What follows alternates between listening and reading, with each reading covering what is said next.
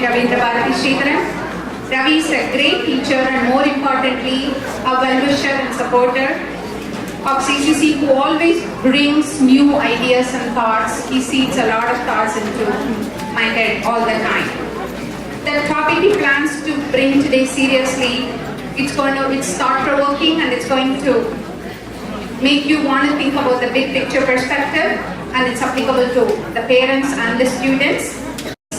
Please put your hands to welcome Vidwan Shri Ravindra Bharathy Sridharan.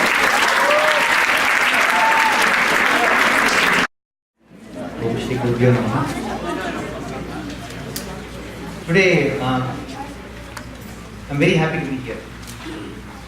I came here on the stage for the Speaker Day Guru that we started last January.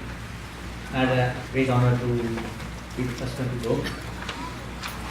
And after that, lot of teachers have come here, shared their knowledge in capsules, small capsules that you could digest. And there has been a lot of thoughts in my mind about the talent pool here. You know, you are really blessed to be musically involved, and more blessed to be in the Bay Area. After Chennai, this is the place to be in, if you are interested in music.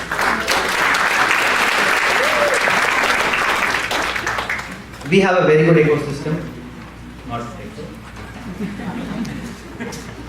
ecosystem here, where we have a great talent pool of students, a very motivated set of parents who are willing to go the extra mile, and wonderful golden-hearted teachers here who don't hold back to share.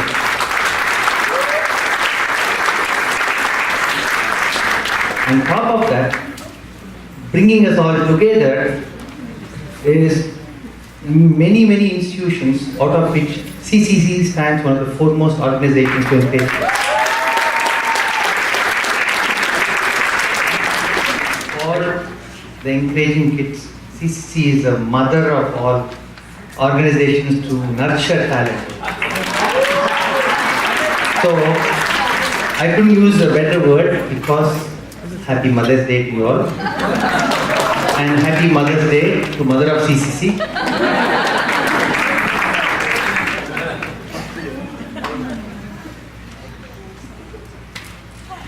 One area that really intrigues me is when we see such talent pool here, and kids, all your parents and all your gurus who are here,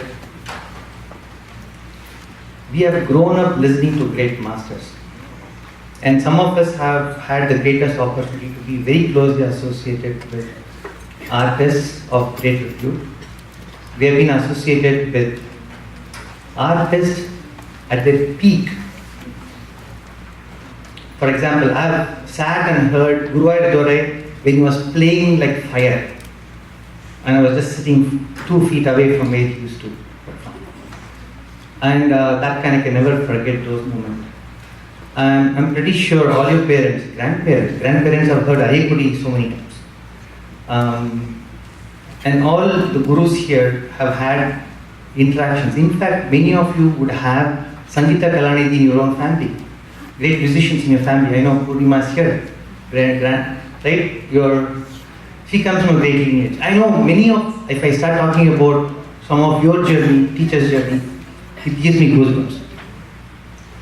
So when we experience all those things, you have only heard from us. You have not experienced that. But when you look at the talent pool here, one thing that really kindles my mind is how can we make you inspire as a teacher, as a parent, and give you the taste of what we have got in the past. Maybe we could have Sangeeta Kalanidhi sitting here, future Sangeeta Kalanidhi sitting here. You never know. Right in this very hall. 20 years from now, 30 years from now. Some of you might even take this full time and move on. So So my topic today is, how do we make sure you guys have longevity in music? This is very important for us because when you look at the amount of opportunities that you have here to perform, it's amazing. If you were in any other part of United States, you wouldn't have had so much of an ecosystem, so much of opportunity to come and perform.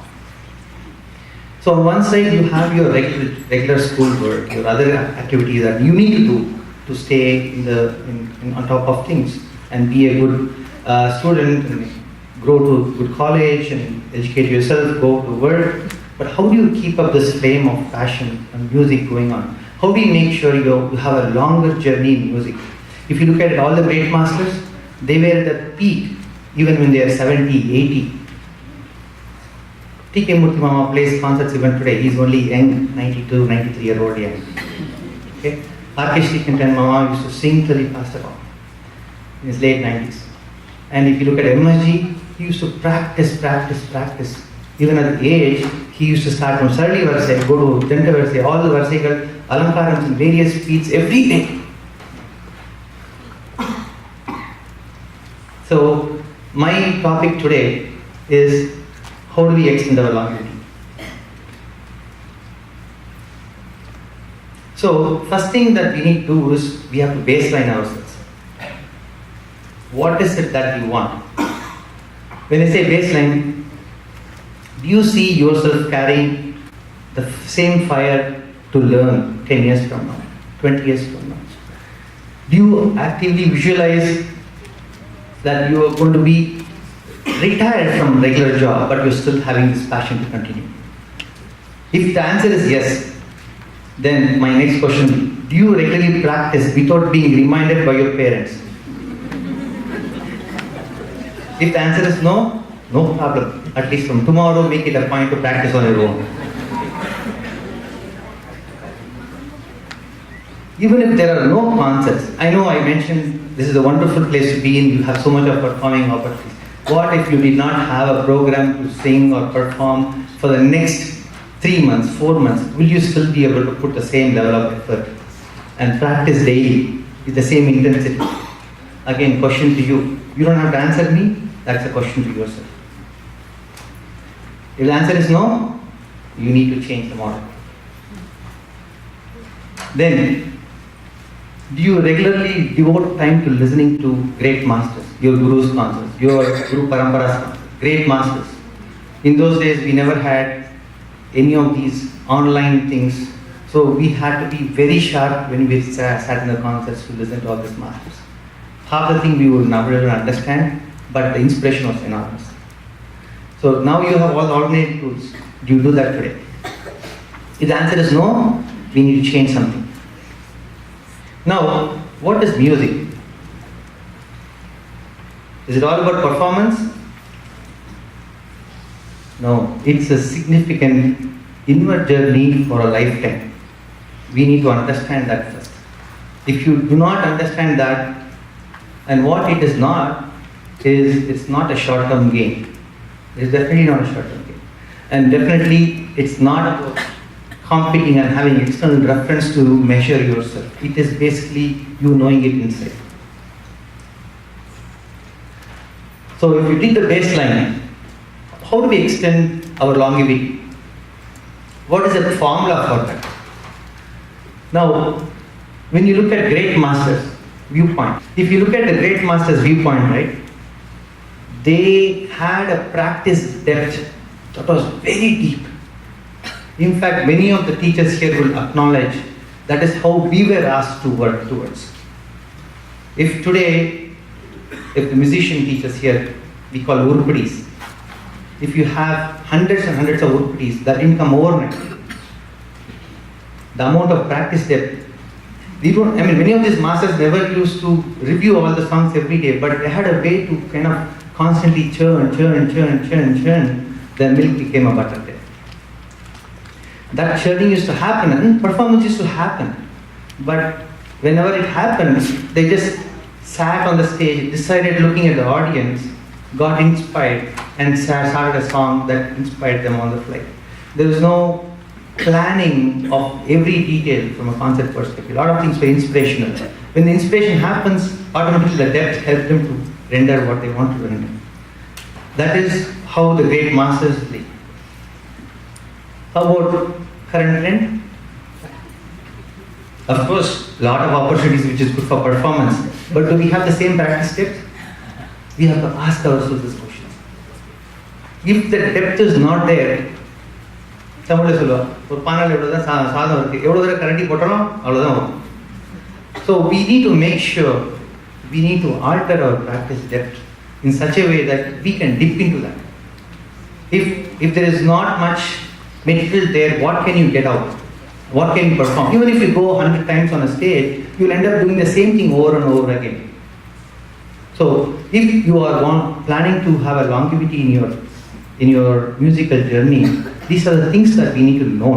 I'm not saying we are doing something bad today. I'm saying there is still a lot of room for scope for improvement. Now, two things that great masters have done and very successful. Shravanam and Sadhanam. When you say Shravanam, it is not just listening. I know many of the students here, when they do their homework, they have music going on in their ears. That's not Shravanam. When you say Shravanam, it's active listening. When I started attending concerts, my guru used to tell, when you go to concert, you should imagine you are on the stage with the artist. Even though you are there as an audience, imagine you are on the stage with the artist. And then at that point your sharpness goes up. Because you do not know, you are trying to react on the stage, thinking you are going to be accompanying him. So any nuances in the swarams, you are trying to play around. Mentally you play around. So that's how you start developing. Maybe you catch some, you don't catch some, but still the attitude comes into the picture. This is active listening. But if kids, when you are listening, sometimes if you are not doing that kind of active listening, your subconscious mind might pick up few, but it doesn't pick up all the items because you are also studying, you are doing other things. So please make sure whenever you are doing Shravanam, it needs to be an active listening. That is very important. Teachers here, parents here, do you agree to this? And what about Sadhagam? Sadhagam is not practicing what was taught last class. Sorry, that is not Sadhagam. That is not even scratching the surface. It should be an extended practice and the focus should be to push your boundary. For Mridangam, if you are able to play something at say at a speed of 80 in the metronome speed, well, your target is, can you push yourself to do 82 next week, 84 the following week? Where is that improvement? We cannot be grinding the same floor over and over. You need to push your boundary. Unless you do these two, there is no way you are falling in line with the process that our great masters have followed. Important things about Shravanam is you need to attend your Guru's concerts. You need to attend your Guru Parampara's concerts. You should keep a log of order. These are the things that all the teachers here will definitely acknowledge was exactly the process that they also felt it's a winning formula. Another thing is group listening of great masters are very essential. More you have, you might catch some, but when you have like-minded people sitting together, listening to a recording, analyzing the recording, I'm pretty sure each one of you will discover something unique that other person did not catch. And when you start sharing it there is an ecosystem for catching and sharing. And again, when you apply that law, that becomes your own. When you put that in practice, that becomes your own even further. And now you have all online resources that you can listen to. That is Shravanam. From our Sadhanam practice, that's definitely something that your Guru will define what should be a practice methodology. You should cover foundation aspect. You should also focus on improvement that are measurable, like I mentioned before. And you have to be very critical with your own practice. Unless you are critical with your own practice, somebody else will be critical. Sridharan sir, when he accompanied at the age of 60 or 65, he performed a concert and his sister was there in the audience, and then every person catered. Tesal on the Shivarama Abin. Tesal means rubbing. I heard some tesal. Next 1 year, he practiced that portion again. Age of 65, 70. Tesal now sister order sonna that he took as something that he has to overcome. Even today, when he's on the stage, he's like a lion on the stage. 80 to 81 years old. Amazing person. I mean, these are the people who, when I talk, I use for because they are our inspiration. They are our torch bearers for us. And again, I mentioned about this is the practice means you also have to have a good practice. Maybe you are a mridangist, maybe you are a vocalist, maybe you are a violinist, but there should be some portion of sadhanam that has to be collaborative in nature. So you have a way to kind of get that exposure as well. Teachers, do you have any other viewpoint? Anything different? So now when you know, how do we know these experiences are from great masters? There is a way that we know that. One of the important aspects is we hear their songs. We hear, attend concerts and understand how they sang. But how many of you how many of you spend time to understand how did they come to that level? What made them what they are today? How many of you have read biographies of musicians? I see 3 hands. We have CCC boasts of 200 people and only 3 hitters, which is good. That's a good starting point. 5, which is good. But we have to read their biographies. So we have great readings. Hindu speaks on music, 637 pages covering various artists, various composers. It's a thick book. This is a book that talks about a lot of composers, artists. You kids should read this. And again, Incurable Romantic. How many of you own that book? Very nice, very nice. And how many of you read it? There are many instances quoted in this book. How much effort they have to put together. You know, even Lalgudi Jayaraman, when he started performing, one day he performed in an academy for KVN, and then he found somebody patting him on the shoulder, and then that was GNB. And then he said, "Are you available next month, 24th? And Lalgudi Mama said, "Kandu kettirukum kacheriye kedadu, nani kandipa na available." Such a great person. Okay, if you read this book, gives you instances how he grew up, what kind of condition. When he started accompanying Madurai Iyer was so happy. He said, "Na paadra mariye vasikiriye." When Lalgudi Mama came to the stage to performing, T.N. Krishna Mama and M.S.G. Mama were already an young, seasoned accompanists. They were already senior to him. Nobody knew who Lalgudi Mama was in Chennai. And what happened after that is a history. So this book gives you a lot of life incidences. Lalgudi Mama was in a village. They used to play all these concerts once a week in a radio on a loudspeaker. He used to rush from his home, sit there on a rock, listen to that, and then rush back home before he forgot what he assimilated and then practiced it. That's how he practiced for GNB. That's how he practiced for Madurai. That's how he practiced for Ayapudi. And lo and behold, when Madurai said, and the first instant, first concert, how did it happen? Read the book.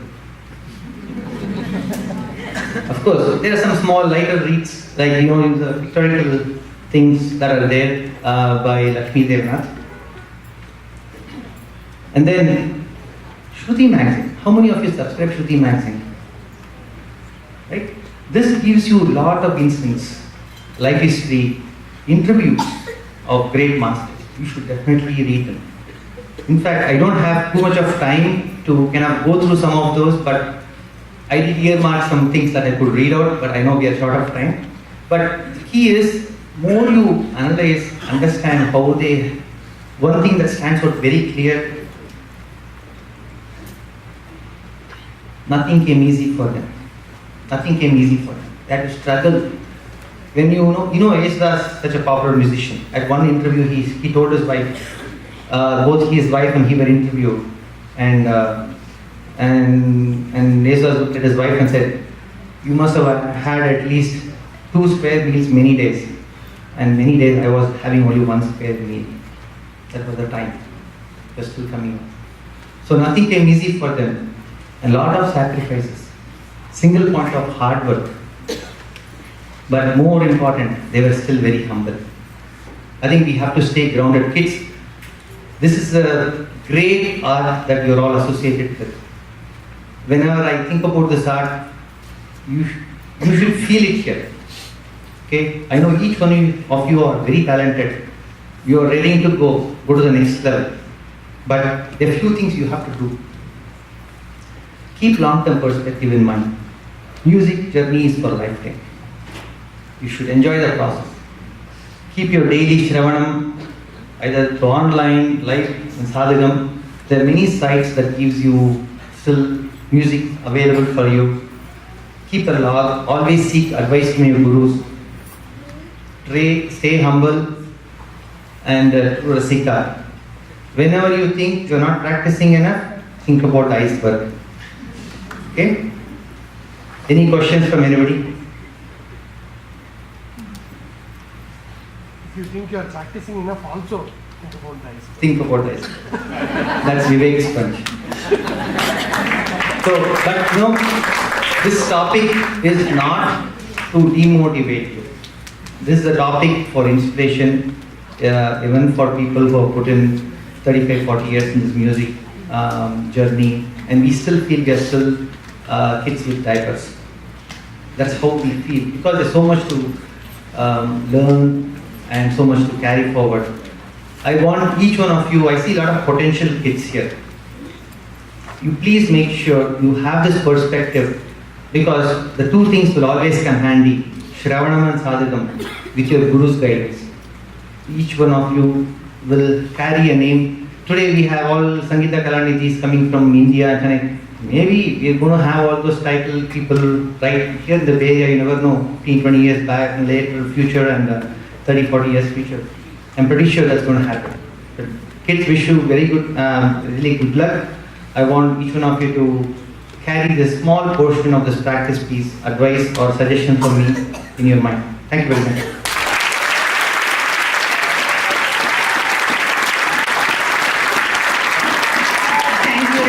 Putting your heart and soul into this presentation. He was so interested in sharing with you all, and the timing he chose to do this is incredible, because kids are getting ready for their summer break, and what a way to inspire them, give them to get inspiration, inspiration from all these masters, borrow the book. I think I have the Incurable from Brahman, a couple of copies you can, kids can borrow and read, and you can borrow the other Hindu book from Ravi himself. And thank you so much for doing this presentation. Thank you again on behalf of all of us here. We appreciate the time you took to doing this presentation for us. Thank you.